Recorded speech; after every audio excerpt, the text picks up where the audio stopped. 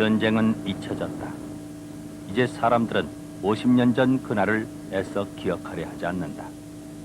상처는 묻혀졌고 때로는 의도적으로 지워졌다. 충북 오창도 그 중에 한 곳이다. 할아버지 이 동네 오래 사셨죠? 교정. 왜 그래요? 여기 6.25 때 여기 창고 있던 자리예요? 참고 있었어. 사람 많이 죽었어. 왜 그래? 사람 많이 죽었어요? 창고 얘기를 꺼내자마자 경계의 눈빛을 숨기지 않는 노인들. 그때 사람들이 왜 죽었어요? 왜 죽은지 알아. 그게 아니고 수가 있어. 그건 알 수 없지. 현재 운수회사가 들어서 있는 이곳은 전쟁 당시 100여 명의 주민들이 아군의 손에 의해 몰살당했다는 담배 창고 자리다. 어디서 오셨다고 그래야 돼요? 저희 서울 MBC에서 왔습니다. 그 창고 속에서 기적적으로 살아나왔다는 김현중 할아버지. 형님 거기서 살아난 걸 좀 취재해서 나왔대요. 취직은 뭐 어떤 거 취직? 아니 아구 이승인가 이북에서 이승인가. 있는 분이 왜 쏴? 그 아구 이승이다. 그럼 한국 있는 사람 다 그러니까 이북 저기 부대명이 거기 가입했다고. 그렇지. 요것도 막 이건 참 노인의 몸에는 아군의 총탄이 남긴 상처가 그대로 남아 있었다. 수탄 맞은 파편이요? 수류탄을 냈다 던져서 거기서 터지는 바람에 그냥 엎드렸으면 내가 죽었다고. 그때 창고에 몇 명 정도 있었습니까? 거기서 졌었어. 응단명. 그분들은 다 보도연맹이었어요? 보도연맹 있었지요. 가지고 여기 여 넘에 골착인데 온 산천에다 500몇 명을 늘어놨는데 전부 차지하죠. 전남 광주의 저거 암탉골. 해가지고 이곳에서도 500여 명이 죽어갔다. 나무 토막처럼 그냥 하룻밤 쏴서 저거 그 흙으로 메꾸고 또 하룻밤 저거 흙으로 메꾸고 저거 했는데 죽이는 걸 이제 경찰들이 이제 죽였지. 시소에서 와서 하루에 전두 삼티꾸리 빨아가면 멍청이들이 쳐 죽을지도 모르고 하루에 전두를 까면 오늘 정대 내고 탁 묶어갖고 가자고 없는 거다 늙은이 갖고 와서 가에다 씌워놓고 탁 총으로 갈겨버리면. 처음에는 밤에 일어나 그랬는데 나중에는 낮에도 오래 버렸어. 다급한 게. 다급한 게 차로 실어다가 개천정리 딱 튀기고는 올라가서 빵빵 쏴버렸지.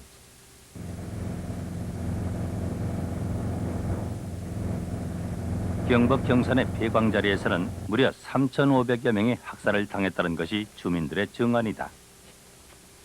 여기서 3,500명이 그 피사를 내가지고 이 갱도에 갇혀 있습니다.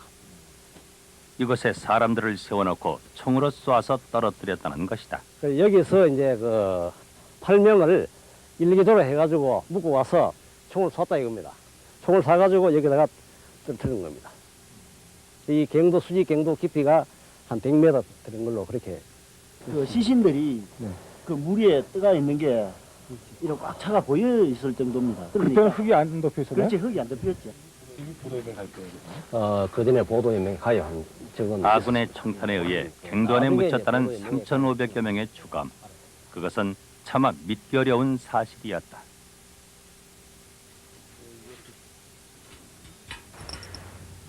학살 현장인 수직갱도에서 50m 정도 떨어져 있는 수평 갱도 안.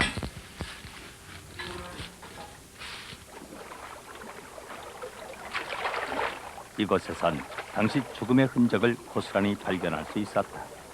한여름에도 이렇게 상태입니다. 저기 그쪽으로 가면 안 되고 나오세요. 그게 위험해요. 자.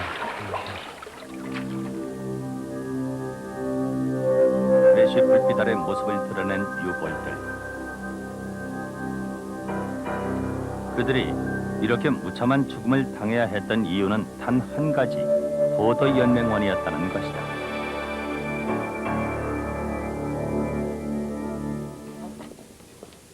경산군 납돌마을에는 광산으로 끌려가기 직전의 생환에 살아남은 사람이 있었다. 보도연맹 가입했는 사람은 다 이래 직접 서에 집합시킨다 그것도 없고 무조건 하고 조금 갈림이라도 있다고 보면 막 오락하는데 그때 이제 마음대로 못하고 경기가 좋으면 우리가 살고 경기가 안 좋으면 우리는 중리라 이래만 알았다 뿐이지 뭐 아무것도 몰랐지.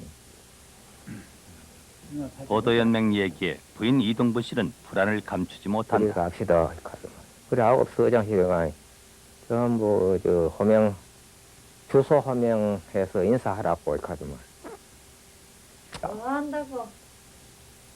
당 본인인데 와. 할머니 저 방에 들어가시죠 추운데. 들어가서 그거 예예. 방에 들어가시소. 네? 방에 들어가시소 추우신데. 영어 50년이 지난 지금도 보도연맹이란 단어는 두려움의 대상이었다. 다 통과해가지고. 경산군 내에서 광산까지 끌려갔다가 살아나온 유일한 생존자 김종철 씨. 그래도 저 그때 현장에 계셨던 분으로서 이 말씀을 해주셔야. 어? 그때 보도연맹에 가입이 됐어요?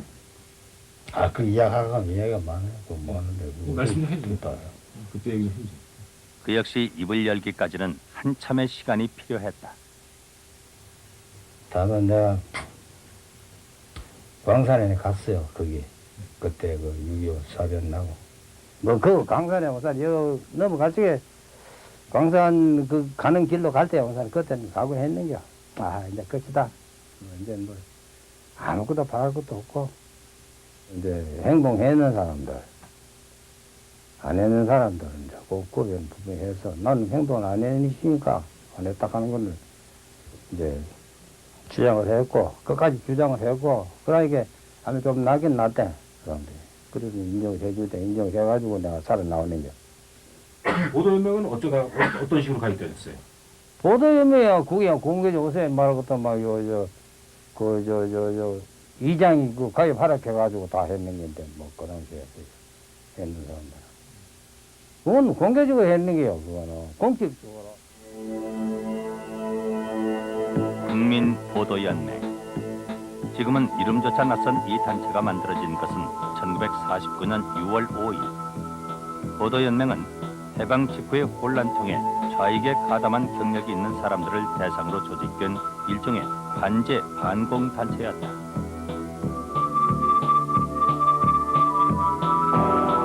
대한민국 절대 지지와 북규 정권 절대 반대. 그 강령에서 보도연맹의 성격은 뚜렷이 드러난다. 여기에 2층 건물이 있었는데 조선 연극문화협회 사무실로 썼어요. 6월 5일 그게 이제 명동 시공관에서 대박이에요. 창설식을 열고 지금의 서소문 구변마루택에 사무실을 낸 보도연맹은 좌익 경력이 있는 사람들을 대상으로 수십만 장의 자수 권고 비라를 살포하고 일간지와 라디오를 통해 대대적인 홍보를 하며 연맹원을 모집했다. 여러분들은 해방 후에 혼란통에 좌익 등도 가담하고 이랬던 분들인데 자기네들이 조사해보니까 여러분들은 과일로 치면은 도마도가 아니고 사과요. 그래서 절대로 거친 불구스름 했었지만은 가끔은 하얀 우리 대한민국 민족이니까 훌륭하게 일해 주시오. 어제도 정희택, 선우정원 등 당시 공산주의와의 싸움에 이름을 날리던 이른바 사상검사들의 주도하에 창설된 보도연맹은 외견상 민간단체의 성격을 띠고 있었다. 그러나 실제로는 내무, 법무, 국방의 3부 장관과 서울검찰청이 조직을 책임지는 실질적인 정부기관이었다.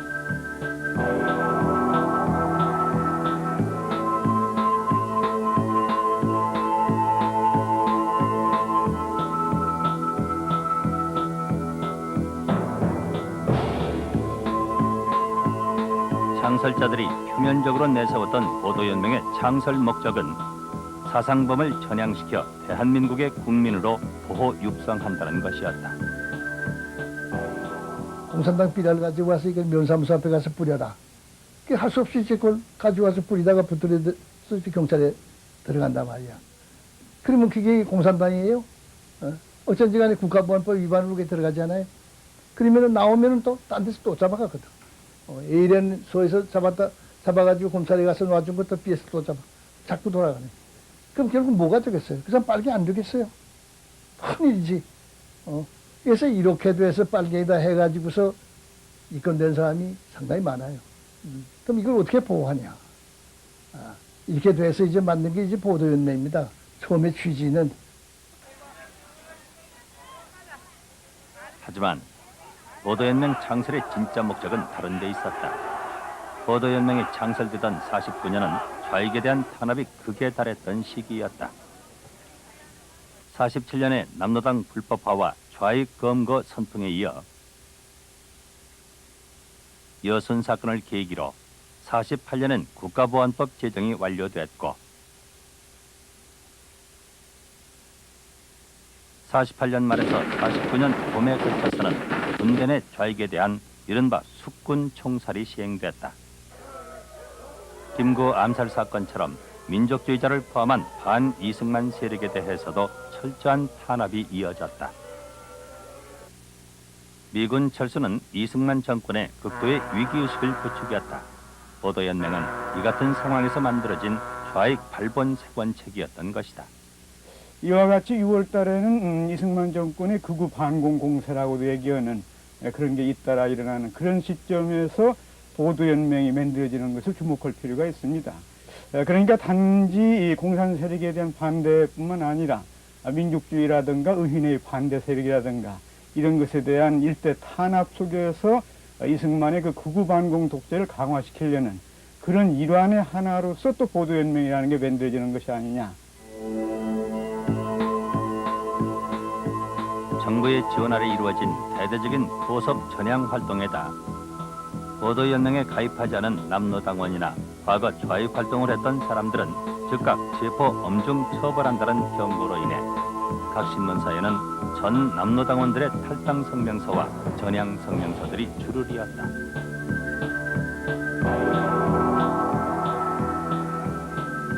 보도연맹은 좌익 색출을 비롯해 반공 걸기대회와 각종 문화활동을 활발히 벌여나갔고 그 결과 창설 1년 만에 연맹원 30만을 헤아리는 거대 단체로 성장했다. 우리는 보도연맹은 하여튼 잘 되나가고 있었습니다. 예. 그건 얼마 시간만 지나면은, 사상 문제는 말할 것도 없고, 정말 아주 좀, 대한민국의 국민으로서 제대로 안정된 생활을 할 수 있지 않았겠냐. 그때는 우리는 상당히 아주 잘 만들었다 하는 걸로 생각을 했는데, 여기 사면 누가 날 줄 그거 누가 알았어요.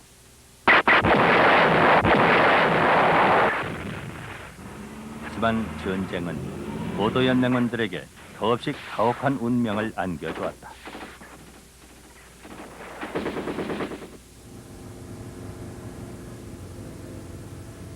개전 직후인 50년 7월 1일 경기도 이천에서는 보도연맹원 100여 명이 아군에 의해 총살당했다. 그리고 와보니까 나도 아버님이 이미 감회장이 돼 있어가지고 이렇게 요만한 송판대기에다가 그 아버님 이름을 써서 꽂아놨더라고요. 감회장을 해가지고. 그러니까 얼마나 피를 흘렸는지 그 앞이 검불구른 그 피가 우러내가지고 발목이 빠질 정도로 그 피가 우러나게. 이 농협창고 자리에서 죽어간 사람만 70여 명, 이천 안성등지에서 150여 명이 학살을 당했다. 여긴데 이 경찰서의 유치장이 좁으니까 유치장 3개에다가 꽉꽉 채우고 그 유도장까지 꽉 찼었다는 거예요. 보도연맹이. 근데 그거를 실험에다 학살하고 또 실험에다 학살하고 국군의 후퇴와 더불어 학살은 곳곳에서 이어졌다. 옛날에 산구렁창이었거든요. 지금은 이제 밭을 매겨놔서. 여기 중학교 교실에서 가둬놔가지고 끌고 와가지고 여기다가 놓고 10명씩 새끼줄로 묶어서 쏴 죽이고 다음번에 죽을 사람이 구렁창에 갖다가 놓고 그렇게 계속 죽인 거지 뭐. 여기서 한 170명. 음력으로 5월 22일 날이 전수제사요. 한날.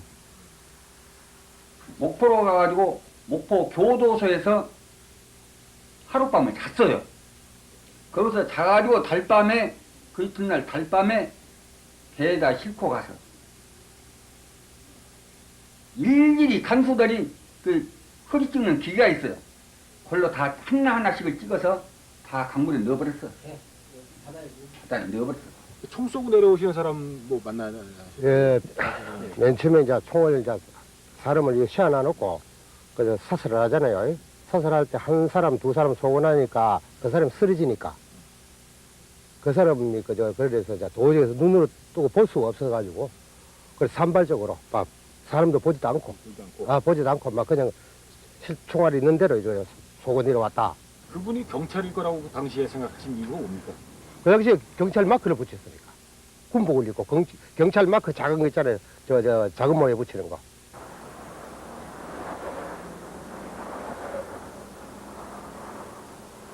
전시 피난 수도가 내려와 있었던 대전에서는 교도소에 수감되어 있던 이른바 사상범 1,800여 명과 충남 지역 보도연맹원 등 3천여 명이 수일간에 걸쳐 학살되었다.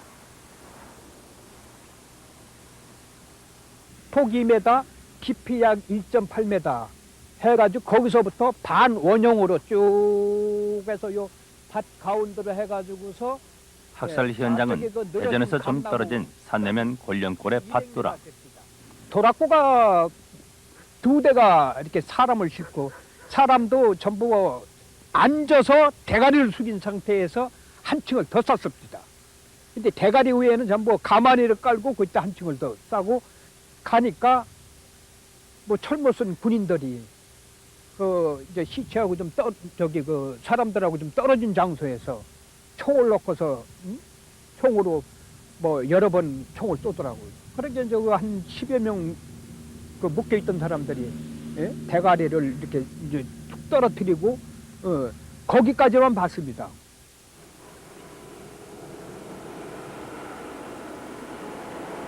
유족과 생존자의 증언으로만 전해오던 곤령골의 학살은 지난해 2월 발굴 작업을 통해 사실로 드러났다. 포크레인으로 땅을 파자마자 유골이 쏟아져 나왔던 것이다. 그래서 뼈를 여러 데서 주셨어요. 한 바구니를 하나 정도 주셨거든요. 학살은 전국적이었다. 그 시기는 대부분 인민군이 밀고 내려오기 전 아군의 후퇴 직전에 이루어졌다. 대전 직후 경기도 이천과 안성 등 10곳에 143명을 시작으로 충청북도 6개 지역 14개 지점에서 2천여 명, 충청남도에서는 4개 지역 7개 지점에서 4천여 명, 전라북도에서는 500여 명, 전라남도에서 2천여 명, 낙동강 전선에서 치열한 전투가 벌어지던 8월경 미점령 지역인 경남 경북 일대에서는 더 많은 수의 보도연맹원이 죽어갔다. 경북이 9개 지역에 9천여 명, 경남이 12개 지역에 2만여 명 등 학살은 제주도까지 이어졌다. 6.25 발발에서 8월 말까지 불과 2개월 만에 학살된 보도연맹원은 최소 20여만 명으로 추정된다.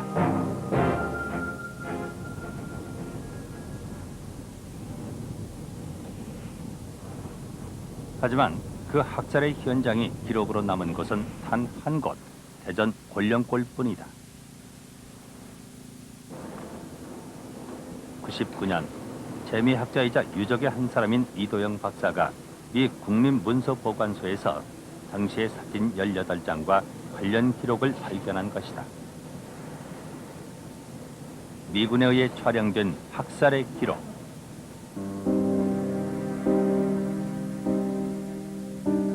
거기엔 체포 구금에서 학살까지의 과정이 생생하게 담겨 있다.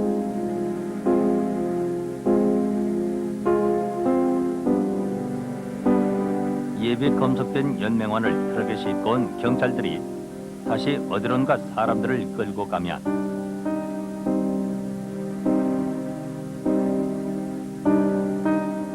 일렬로 늘어선 경찰과 군인들은 미리 파놓은 구덩이로 보도연맹원들을 몰아넣고 일제 사격을 가했다.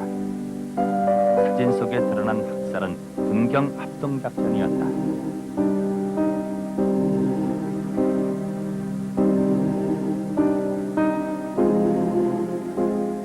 학인 사살까지 마치고 나면 또 다른 제복을 입은 사람들이 시신을 처리하러 달려온다. 분명 학살은 이렇게 전국에서 자행됐을 터인데 대전까지 했어요. 대전한테 우리가 시인할 수 있어요. 수원수도 아마 일부했을 거예요. 예, 수원 처음에 이제 수원 갔다가 그 다음에 수도가 또 대전으로 갔거든. 대전으로 갔다가 그러고서 이제 부산 내려가 버렸단 말이야. 예. 예, 그런 이제 그 수도 이제 옮겨가면서 이제 그런 건 좀 졌다고 그래요. 수원 대전은 뭐 미국 아카이브에서 이제 사진하고 뭐 기록들이 나왔거든요. 그래서 그건 뭐 입증이 이제 돼버린 상황이고. 그 남쪽에는 없습니다. 과연 더 이상의 학살은 없었을까? 취재진은 경북 경산의 코발트 광산에 대한 발굴 조사를 실시하기로 했다. 안반은 아주 좋네요. 전체가 다 하관이네. 발굴 전문가에 의뢰해 우선 광산의 발굴 가능성 여부와 발굴 방법을 조사했다. 예, 이게 지주목이란 동물 옛날에. 그다음에 요 B 지점으로 들어가서 하는 거 2단계. 그다음에 나머지 전체 발굴. 그걸 이제 3단계. 그리고 난 뒤 유족과 법의학자, 경산시 관계자 등으로 발굴 조사단을 결성했다. 다만 이제 항구가 이렇게 사이지는 게 아니라 이제 그 겹쳐 있기 때문에 이게 여기로 들어가면 코발트 광산에 대한 발굴이 결정된 것은 2월 9일. 여기로 들어가는 건 아주 단순하다. 유족들의 주장이 사실임을 입증하기 위해 발굴 지점은 학살 지점에서 70m 아래 콘크리트로 막혀 있는 또 하나의 수평갱 입구로 결정했다.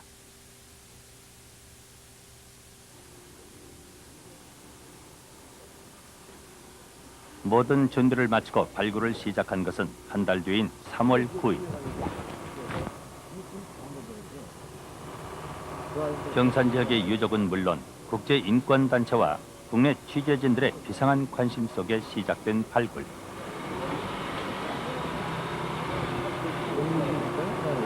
아니죠, 좀 들어가 보셔야 되는데.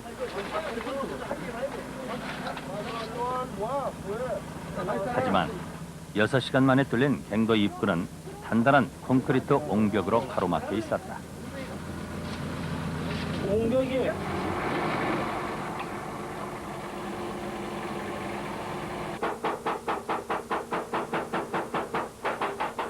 이튿날 하루 종일 작업을 했지만 콘크리트 옹벽은 꿈쩍도 하지 않았다. 이게 문제가 이게 심각하네 이거. 이건 뭐 다이아마트 갖다가 폭발할 수밖에 없지 문제가. 이걸로 못하면은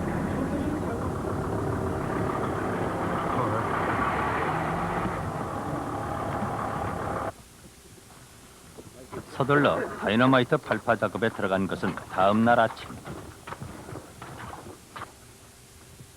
급히 초빙한 발파 전문가가 도착하고 이건 넣어줘. 그다음에 또 2번. 발파는 시작됐다.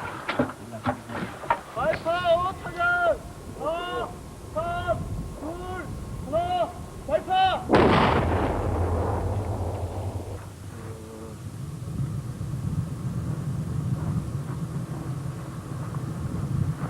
과연 갱도 안에는 예상대로 3,500여 명의 주검이 묻혀 있을까? 따라서 오세요. 빠져. 머리.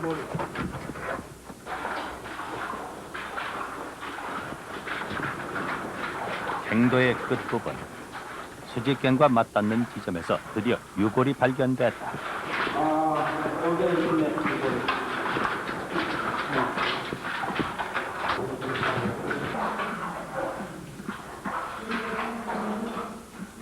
50년간 캄캄한 갱도 속 진흙 속에 묻혀있던 진실.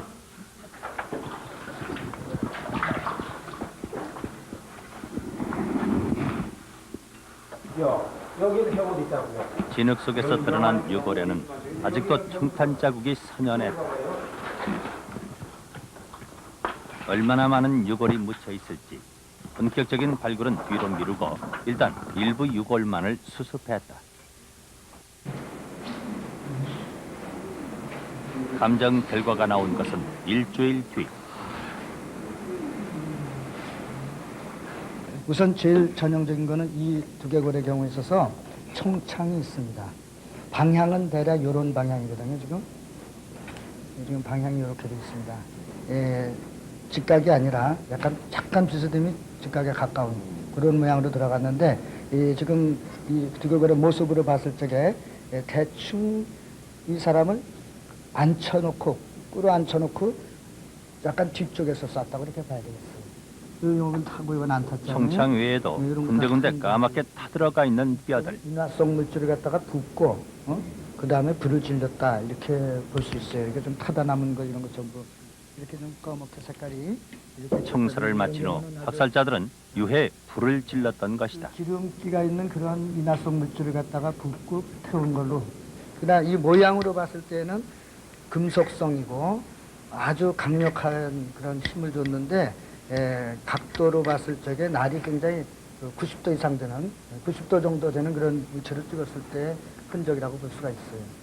개머리판 같은 거 아닐까 하는 생각도 좀 드네요. 보도연맹원이란 이름으로 죽어야 했던 20여만 명의 사람들. 찍었을 적에 이런 모양이 되지 않을까 하는데 그들은 대체 얼마나 끔찍한 죄를 지었기에 이토록 참혹하게 죽어야 했던 것일까.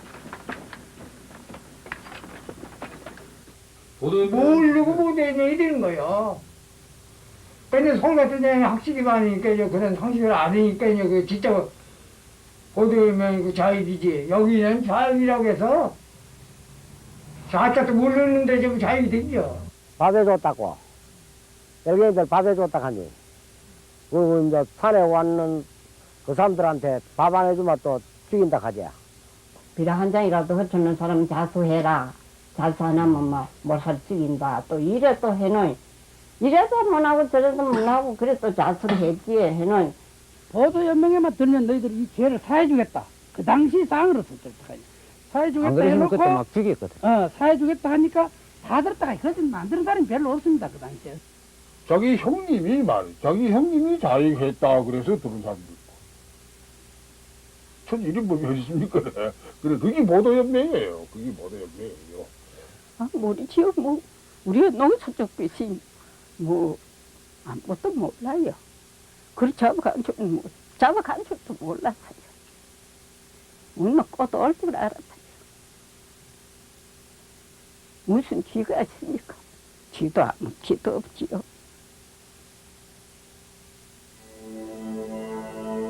보도연맹원의 가입 문제는 당시 국회에서도 문제가 됐었다. 정부에서도 좌익과 관계없는 시민들이 가입할 소지가 많고 강제 가입이나 금품 수수 등의 폐단이 있다는 것을 인정하고 있었다.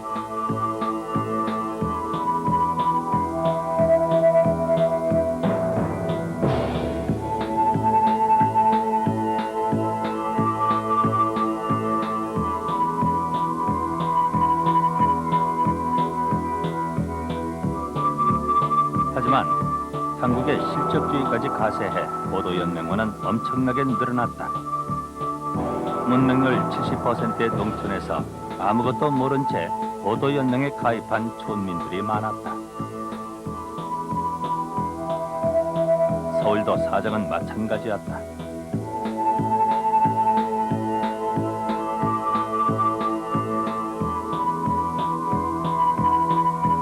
해방 직후 남로당, 전평, 농민조합 등의 단체에 가입했거나 각종 문화단체에 가입한 전력이 있는 사람들은 모두 반강제로 혹은 단체로 보도연맹에 가입해야 했다.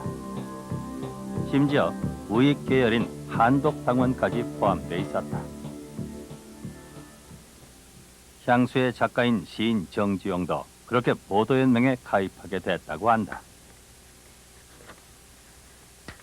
오재도 씨가 하는 말이 내가 보도연맹이라는 단체를 만들었는데 여기 문화실장을 맡을 분이 없으니 이름이나 하나 걸어놓고 바쁘시면 안 나와도 되고 또 놀러도 가끔 나오실 수 있거든 나오시고 그러십시오 하고서는 군하더라는 거예요 아버지한테.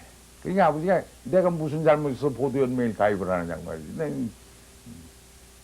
아예 이름만 걸어놔둡시다 하고 이제 한 것이 우리 이 보도연맹에 가입하는 분들은 과거를 묻지 않겠다. 이렇게 돼가지고 이제 보도연맹에 들어가서 거기에도 이제 문학하는 분들, 미술하는 분들, 연극하는 이제 저희들 모두 다 이렇게 거기 끼어서 나도 이제 단체로 갔다가 단체로 거기 들어간 거죠. 별다른 지역과도 없었고 스스로 전향해 대한민국의 충성을 다짐했던 사람들. 그런데 왜 대한민국 정부는 그들을 죽였던 것일까? 가장 큰 요인은 이승만 정부의 위기의식이다. 전쟁 발발 후 3일 만에 수도 서울을 빼앗겼고 황급히 정부가 빠져나간 자리에서는 우익 인사들에 대한 검거와 숙청, 인민위원회 건설 작업이 동시에 이루어졌다. 서울에 남아있던 일부 보도연맹원들이 우익 인사 검거에 협력했다고 알려졌다. 게다가 순식간에 낙동강까지 밀고 내려온 인민군은 정부의 생존 자체를 위협하고 있었다. 그 상황에서 만에 하나 위협이 될 수도 있는 보도연맹원을 학살한 것은 아닐까. 사상검사 장재갑 씨의 회고에서 우리는 당시 정부 인식의 한 단면을 발견할 수 있다.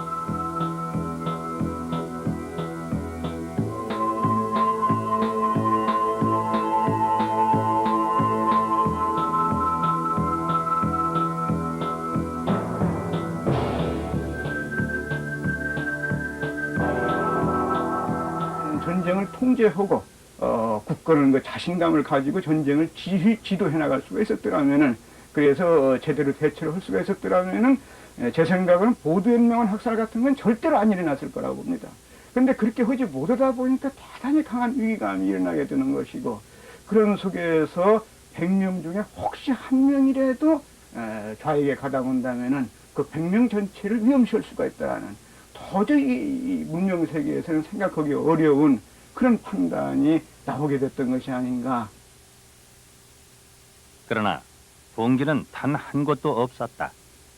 사상검사 오재도 씨의 회고에 따르면 보도연맹 산하 철도연맹원 5천여 명이 오히려 정부의 순조로운 후퇴에 결정적인 도움을 주었다.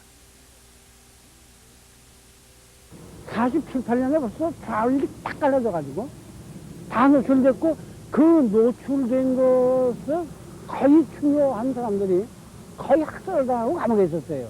그러니까 전쟁이 나기 전에 이미 10만 명 이상이 우리 남쪽 인구가 2,400만 될 때 10만 명 이상이 감옥에 있었고 이미 10만 명 이상이 학살을 당한 겁니다.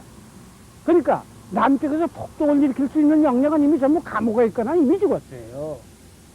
설사 적극적인 좌익이 있었다고 하더라도 그 사람들이 뭔가 이렇게 그 조직을 만들어서 이북에 그 내려오는데 보조를 맞춰서 관청을 접수하고 자치 말하자면 인민위원회 같은 걸 복구할 수 있는 역량 자체가 거의 없었을 뿐더러 그런 지역도 없었습니다. 학살은 동기가 없다는 게 밝혀졌던 그때 미점령 지역인 부산 경남 지역에 오히려 집중됐다. 여기서 나왔거든. 예, 나온데 저쪽 안은 좀 파이만. 여기에다가 나무로 걸쳤어요. 나무로 걸쳐놓고 저 씌워놓고 그래 뒤에서 이제 수압불이거든. 수압불이 앞을 떨어져 있어. 그때 4명석을 세웠다 갑니다. 그러고 마지막에 가서는 할 말이 없나 하니까네 무슨 말로 하는가 내 손가락이 운수라는 왜 손가락이 운수가 도장 하나 잘못 찍어 이 배를 닦는다. 특무대에서 이 잡아먹은 해군들하고 이렇게 해가지고 LST 키워가지고 그냥 그대로 아까 말한 그 뱅이바다나 돼지 부사면 앞바다에 그냥 그대로 난사해가지고 그어서 그냥 그대로 수장식.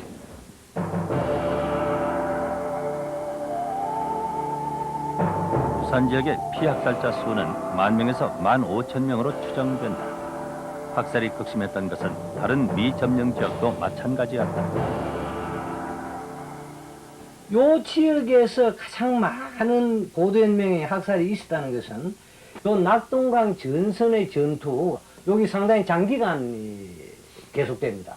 그래서 유지가 되면서 여기에 이제 여유가 생겼죠. 어떤 그 치밀한 어떤 종살 계획을 수립해가 자기의 계획에 의해서 학살할 수 있는 그런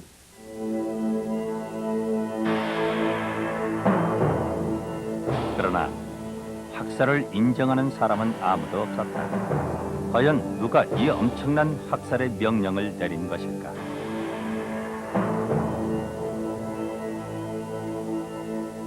최근 미국 국립문서보관소에서 기밀 해제된 한 문건. 한국전쟁에 연락장교로 참전했던 듀퐁대위는 한국전 당시 정부에 의한 조직적이고 체계적인 학살이 있었음을 증언하고 있다.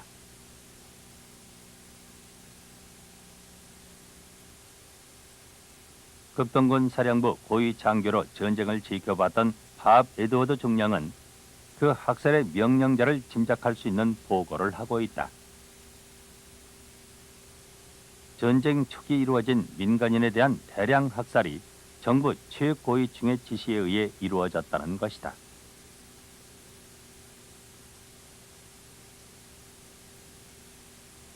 마냥 보도연맹원들을 수속해가지고 수용하고 처형하는 그런 과정을 보거나 전국적으로 일사불란하게 일어나는 그런 과정을 볼 때에 이 보도연맹원 학살에는 참 최고위층, 톱 레벨이라고 하는 최고위층에서의 그 지시가 아니면 안 될 것이다. 전쟁 초기 대전교도소의 한 특경대원 그리고 예비검색에 관여했던 한 경찰 지서주임의 증언도 이를 뒷받침한다. 계엄들이 와가지고 통산당들은 말이야. 다 인도를 하란 말이야. 알았거든. 실어 가야겠다고 말이야. 들어간다고 이제 가서 이제 죽여버린다는 얘기야. 장관한테 물으러 갑시다. 이제 장관한테는 피난 가다 뒤로 들어왔지 이제. 법무장관. 그때 이름이 이익이라고 장관의 한 소리가 지금 계엄하니까 할 수 없다는 이야기야. 당연한 소리야. 계엄하에서 군인이 하라면 하고 하지 말라면 하지 말아야 할 거 아니야. 실권이 없으니까. 그렇지? 하셔. 그래서 고담이가 문제야. 하는 소리가 후일에 이게 문제가 되고선 사전에 장관을 만났던 소리를 알아주시오 그런단 말이야. 내무부에서 말이야 명령이 내리잖아. 국방부하고 말이야. 얘들이 너들 경찰에서 보도연맹이라고 하더니 말이야 호랭이 새끼만 키워놨단 말이야. 서운서 날뛰는 놈들이 말이야 전부 그놈들인데 말이야. 전부 잡아 죽여라 말이야. 그 국방부에서 연락이 와서 보도연맹 회의한다고 모아드리라고 그래서 말이지. 싹 파출소에 모아놨는데 매번 본토에서 차가 오더니 싣고 가던 그래. 싣고 가더니 그 후로 없어진 거야. 차 어디로 싣고 갔어요? 어? 어디로 싣고 갔어요? 아 그거는 뭘로 본토 경찰서에 임계만 해줬으니까 우리는 말이야. 그러면 명령이 어떤 식으로 왔습니까? 뭐 문서로 이렇게 왔어요? 아니면 뭐 전화로 이렇게 왔습니까? 우리는 말이지 이제 본토 사찰회에서 지시되는데 거기서 공문이 보도연맹으로 가입한 사람은 말이지 전부 소집시켜서 데리고 와라. 거기 시켜놓고 있어라 말이야. 그러면 여기서 지시해야 돼. 그러니까 우리도 왜 그럽니까? 그러니까 우리도 모른다니까. 그 사람들도 알 게 뭐 있어. 최근 발견된 경찰의 무선 통신문은 정부가 조직적으로 보도연맹원 학살에 관여했음을 알려준다. 정부가 요 시찰인을 모두 체포하고 경무소를 엄중 경비하라는 명령을 내린 것은 전쟁이 터진 그날 오후였다.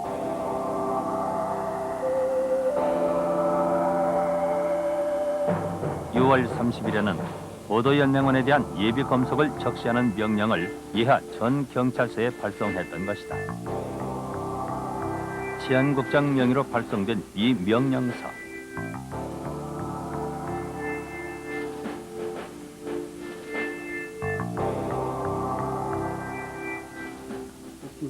이 문서에 나타난 명령의 장본인 당시의 치안국장 장석윤 씨다. 이게 전국 요시 차린 예비금속 지심권이거든요.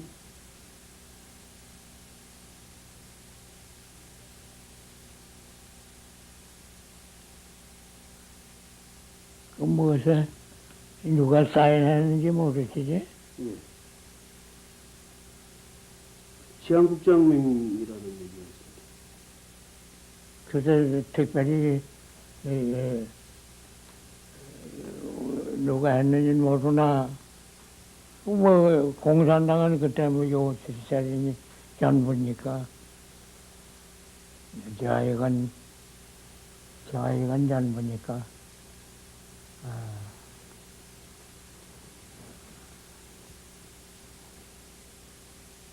이제 치안국장명으로 되어 있거든요. 치안국장 6월 25일 치안국장이면 우리 장 선생님 6월 얼마? 6월 25일. 그 25일까지 내가 제한 요 생각나시는 거 없습니까? 글쎄 그거 난 기억을 못하는데 치안국장의 권한으로만 이 같은 명령을 내릴 수는 없었을 것이다. 권력의 최상층에 있었던 사람들, 명령은 분명 그들로부터 내려왔을 것이다. 과연 보도연맹원 학살의 명령을 위반하고 제거한 사람은 누구였을까? 당시 공식 명령 계통을 살펴보면 계엄군의 지휘권은 국방장관 신성모, 경찰의 지휘권은 내무장관인 조병업, 형무소 수감자들에 대한 권한은 법무장관 이우익에게 있었고 최고 결정권자는 대통령 이승만이었다. 국가가 이제는 안전을 보장해 줄 테니까 특정 조직에 가입하라고 해놓고 그 조직에 가입한 것을 증거로 해서 다시 그들의 생명을 앗아가는 행위는 국가 자신의 행위에 중대한 모순이기 때문에 정당하지 않다고 할 수 있습니다. 그런 학살들을 몰랐느냐? 그러면 그렇지 않습니다. 직접 목도한 사람도 수없이 많았고 그 얘기를 듣고 아는 그 시대에 컸던 사람들, 기성세대들은 거의 다 알고 있다고 볼 수 있습니다. 그러나 그런 무서운 사건을 보고 난 뒤로는 이제 정부에 대한 비판은 그래서 빨갱이로 몰리는 식으로 노동운동을 한다든가 농민운동을 한다든가 무슨 인권을 주장한다든가 그래서는 안 되겠다. 그러면 큰일 난다. 그는 이런 것들이 결국은 극우 반공독제가 가능하게 된 가장 강력한 풀밭이라고 할까 기초가 됐다. 배경이 됐다.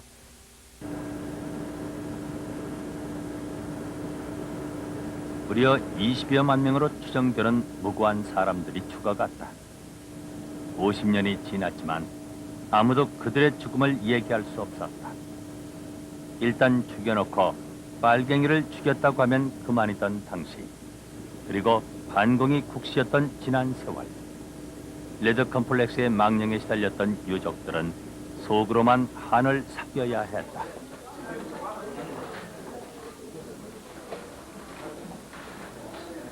지난해 12월 부산에서는 부산 경남 지역 유적회 발족식이 열렸다.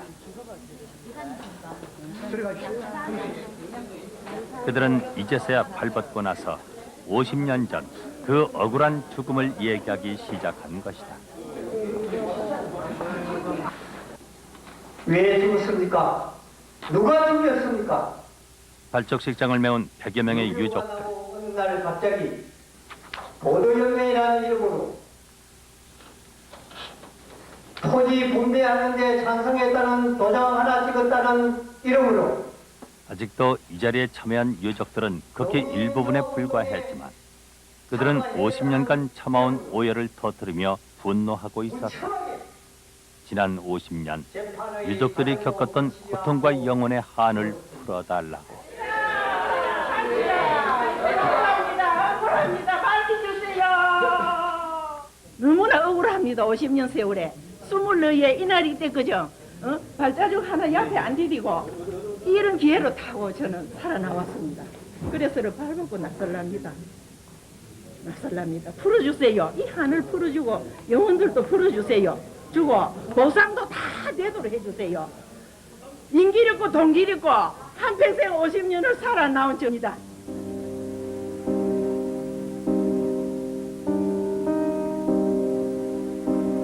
통곡마저 죄가 되던 세상. 이제 유족들은 이렇게 외치고 있다. 살아서 죽은 자나 죽어서 산 자나 이제는 모두 입을 열어 말할 때라고. 우리 역사 최대의 민간인 학살극. 그러나 잊혀진 대학살. 보도연맹원 학살의 책임자는 과연 누구였을까?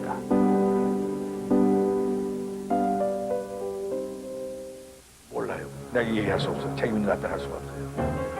어떤 식으로도 관련이 있을 것이다. 억울하게 그걸 당했다면 그건 참 미안한 일이죠. 여보세요. 그런 건 전부 그때 CIC가 했어. 그러니까 김창룡 장군이